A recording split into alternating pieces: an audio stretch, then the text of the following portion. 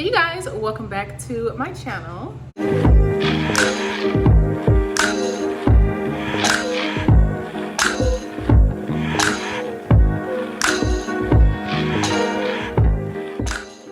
Welcome back to my channel today, you guys. My name is Indy if you are new here, and if you're a returning subscriber, thank you so much for being a part of the Indy fam, and welcome back to the channel.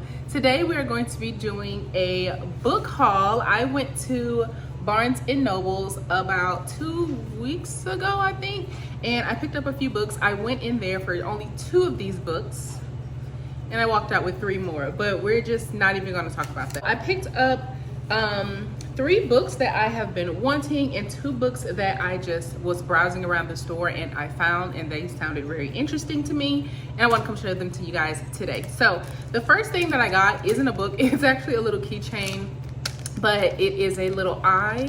And how adorable is this? I did not need this. This was one of those cash register buys, and I saw it and it's my initial. So I try to get things with my initial because they really don't make eyes like that on stuff.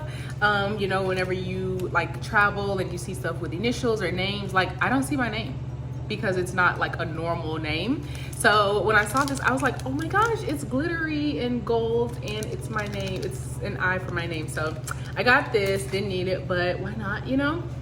So the first book that I got is one that I have been wanting for quite some time. I waited, I watched some reviews on it, watched a bunch of TikToks on it, kept reading the synopsis over and over and over, and I was like, do I want to buy this book? And I decided, yes, I do want to buy it. So the first one is The Kind Worth, I'm not gonna say the word, The Kind Worth, this word right here. Just read it on the back. I'll do that for all of these. So it says, on a flight from London to Boston, Ted Severson meets the stunning Lily Cantor over martinis. The strangers play a game in which they reveal intimate details about themselves.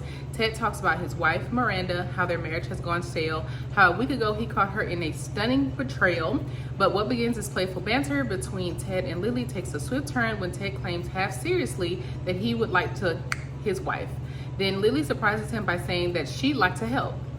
Back in Boston, Ted and Lily forge an unusual bond and talk about the ways Ted can get out of his marriage. But Lily has her own dark history she's not sharing with Ted, and Ted is keeping something from Lily too. But as Ted begins to fall in love with Lily, he grows anxious about any holes in their scheme that could give them away. Suddenly the two are pulled into a very lethal game of cat and mouse, and in which both are not likely to survive when all is said and done. So many people love this book. And some people was like, I sat and I read it one day. Some people was like, I picked it up and I couldn't put it back down.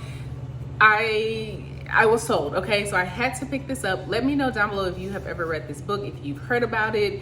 Let me know how you feel about it. And I will definitely be coming back with like a review on this one. Probably not on YouTube. I'm probably just gonna keep my book reviews on TikTok for right now. And then I'll probably ease them into my channel. But let me know how you guys feel about that. If you guys want reviews, I definitely will do them.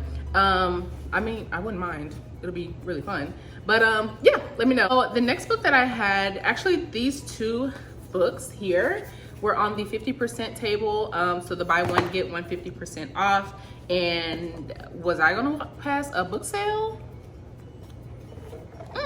So I picked up McGlue from Otessa Moshfegh. I think it's Moshfegh.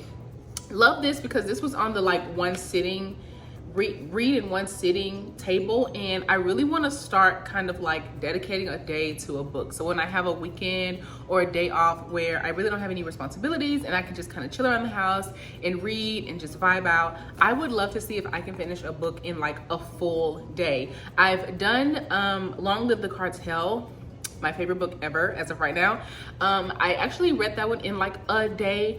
I ended up starting it like mid-evening, and then I ended up going to sleep, and then I woke up the next morning and finished it. So I consider that right now like my one-day read. That book is amazing. You should really read it. If you have not started the Cartel series, you should. But yeah, so this one was on that table, and I really wanted to see if I could finish it in one day. So it's a pretty small book. The words aren't too big, so I think that I can definitely get through it. This author, a lot of people are like, she's heavy, so I am excited to read. I also have Eileen from her, which is a lot thicker than this one, and that one, people say that that one is heavy as well, so I'm excited. Thrill me, girl, thrill me. Okay, so the back of this one says, Salem, Massachusetts, 1851. McGlue is in the hold. Still too drunk to be sure of name or situation or orientation. He may have a man. That man may have been his best friend. Intolerable memory accompanies sobriety. A sail on the high seas of literary tradition. Otessa Moshfegh gives us a nasty, heartless blackguard on a knife-sharp voyage through the fogs of recollection.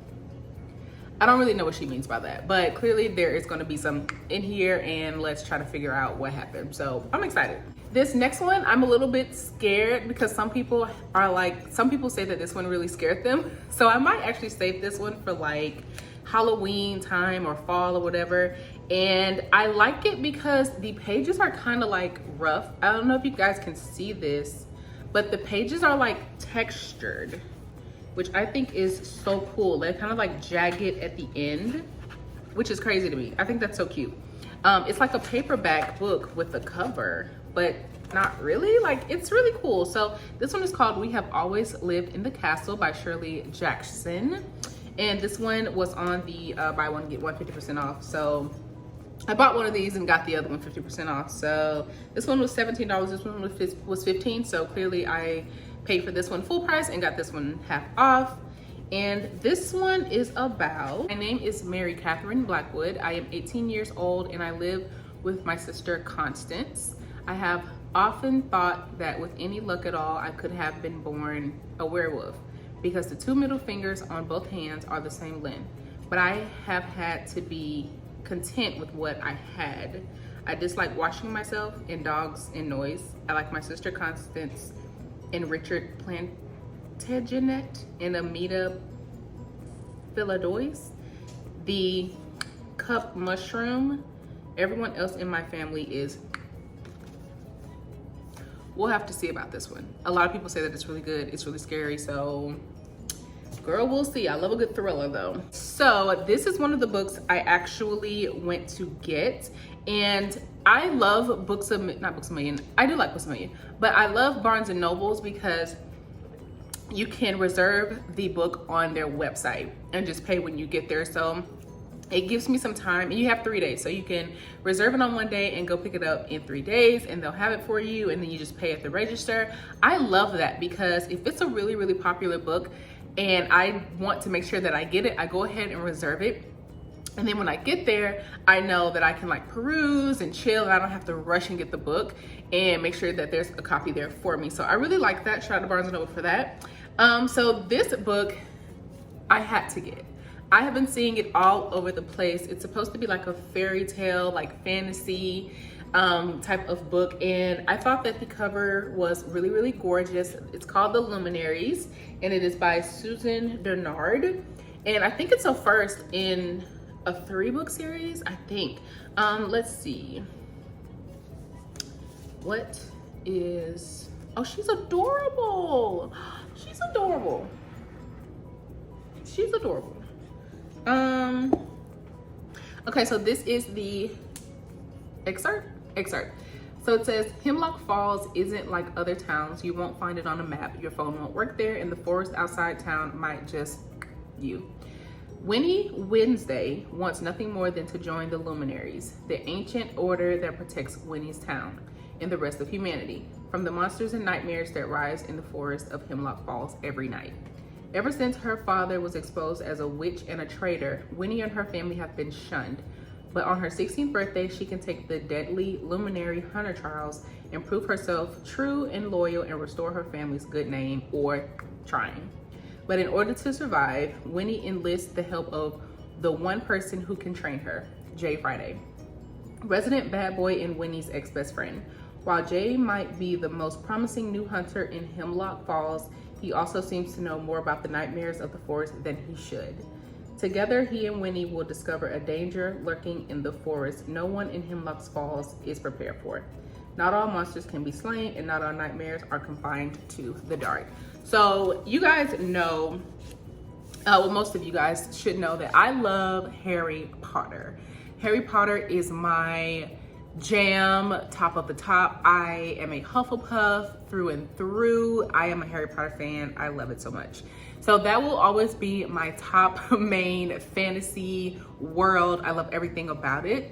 And after that, I would probably say I love like Lord of the Rings. I haven't sat and watched all of the Lord of the Rings movies, but I've sat and tried to get through them. Those movies are pretty long. But I love Lord of the Rings. I love the whole vibe, the whole magical world. I just love it so much.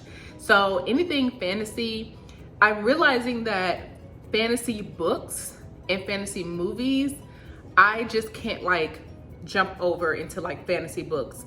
I prefer the movie version, and I am working on reading all of the Harry Potters, because how can I call myself a true Harry Potter fan and I haven't read all the books? So that is on my 2023 goal list. I have, I think, the first three. So Philosopher's Stone, Chamber of Secrets, and Prison of Azkaban.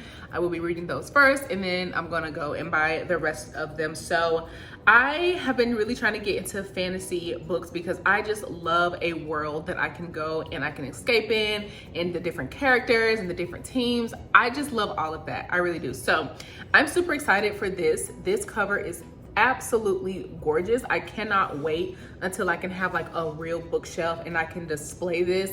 I'm gonna have to have it like face out at some, like I just have to. I think it's so cool. So super excited for this. I probably will do a video on this because I'm so excited to read it. So yes, hype about this. Oh my gosh, I didn't realize my drawer thing has been open this whole time. I hope that hasn't gotten on you guys' nerves, but cannot do this whole video again. Okay, so the last book, I'm feeling some type of way about buying this right now, but I had to do it. I bought the second book in A Court of Roses and Thorns, A Court of Mist and Fury. I had the audiobook of the first book, so I listened to the audiobook of A Court of Roses and Thorns, and my coworker, listen, she loves this series. She has to have like an affiliate code or something with Sarah J Maas, because she is like, I love the series so freaking much. I'm obsessed. Like, she was coming to work and she was like, I stayed up all night reading that book. I cannot put it down. The first book took me forever to get through. I just was like, I don't know how I feel about this. The world building, Farah just pissed me off. She got on my nerves. I don't know. I still don't know how I feel about it. But I got FOMO at this point. So I was just like, I will buy the second book. And she told me, she was like, okay, maybe you just need to read the second book and not do the audiobook, because the audiobook was taking me out. So I was like, okay, I will get the second book and we'll see. A lot of people say that the second book is the best. Now that is kind of across the board. People are saying the second book is the best. So I have pretty high hopes for this one. And if you do not know about A Court of Roses and Thorns, it is like a phenomenon at this point. This is a pretty thick book. This is a pretty thick book, so I don't know, y'all, but we'll see how it goes. This is number 2. The back says, Farah has undergone more trials than one human woman can carry in her heart. Though she's now been granted the powers and lifespan of the High Fae, she is haunted by her time under the mountain and the terrible deeds she performed to save the lives of Tamlin and his people. As her marriage to Tamlin approaches, Farah's hollowness and nightmares consume her. She finds herself split into 2 different people, one who upholds her bargain with reason, High Lord of the feared Night Court, and one who lives out her life in the Spring Court with Tamlin. While Farah navigates a dark web of politics, passion, and dazzling power, a greater evil looms. She might just be the key to stopping it, but only if she can harness her harrowing gifts, heal her fractured soul, and decide how she wishes to shape her future and the future of a world in turmoil. So let's see. I'm pretty sure like everybody has read this, I think. Not everybody, but you know, a bunch of people have read it. So if you've ever read it before, let me know down below how you feel about it. And would you tell somebody else to read? Like, let me know. Let me know how you feel about it. As you can see back here, I told myself that I would not buy any more books until I read all the books that I have. Clearly, we messed up somewhere with there. I don't really know, but yeah, I'm excited. I'm really excited. I'm gonna try to get through all of these books this year. I have to start reading them and getting through them and stop buying them. But there are just so many that I want to get and already just have, so that once I finish one, I can just go into the other one. So like, I need to work on that. I think it'll be cool when I'm doing like book content to talk about my current read. So my current read right now is Verity by Colleen Hoover. Don't take me out in the comments. Do not take me out in the comments. I know y'all like, she's reading all the problematic people. I'm on page 108. And this is my cute bookmark. How adorable is she? Oh my God. Wait, there we go. She is the cutest little thing. So yes, gonna really try to knock this out for January. And my audiobook, I will put it right here. Okay, I couldn't think of it, y'all. The audiobook I'm currently reading is The Last Flight. I'll put it right here. So this is on the iPad. I normally just listen to it on my phone, of course. But yes, so it's The Last Flight, and I am kind of shaky with it right now. The beginning was really, really good, and it's kind of getting boring right now. So I'm just trying to figure out how I feel about it, and I'm really hoping that it gets better. But it is about a lady who's in a marriage. It is not the best marriage, and she has to come up with a plan to escape. So that's all I'm gonna say about that. She's married to somebody that's very like rich and powerful. He's a politician. It's a whole deal. So like I said, the beginning was really, really good. The portion kind of past the beginning, after like the big situation happens, it's a little boring, but we'll see what happens. I'm gonna keep reading. And you guys know Verity. The plot for this one is Lowen Ashley is a struggling writer on the brink of financial ruin when she accepts the job offer of a lifetime. Jeremy Crawford, husband of best-selling author Verity Crawford, has hired Lowen to complete the remaining books in a successful series his injured wife is unable to finish. Lowen arrives at the Crawford home, ready to sort through years of Verity's notes and outlines, hoping to find enough material to get her started. What Lowen doesn't expect to uncover in the chaotic office is an unfinished autobiography Verity never intended for anyone to read. Page after page of bone-chilling admissions, including Verity's recollection of the night her family was forever altered, Lowen decides to keep the manuscript hidden away from Jeremy, knowing its contents could devastate the already grieving father. But as Lowen's feelings for Jeremy begin to intensify, she recognizes all the ways she could benefit if he were to read his wife's words. After all, no matter how devoted Jeremy is to his injured wife, a truth this horrifying would make it impossible for him to continue loving her. A standalone romantic thriller from #1 New York Times bestselling author Colleen Hoover. So make sure you guys are following me over on TikTok. Make sure that you guys are subscribed to the channel here, where you guys can get all of the good content. I definitely vlog when I go out book shopping or when I'm hanging out and reading my books or whatever. Sometimes I'll do like a little update in the vlog on how I'm liking it, how far I'm getting on it. So definitely make sure you guys are subscribed and you're checking out my weekly vlogs and my other content. So I will have all of those channels linked down below, or my Instagram and my TikTok linked down below. So thank you guys so much for joining me for today's video. I truly, truly, truly appreciate it. I really hope that you guys enjoyed. Thank you so much for joining me, and I will see you in my next video. Bye.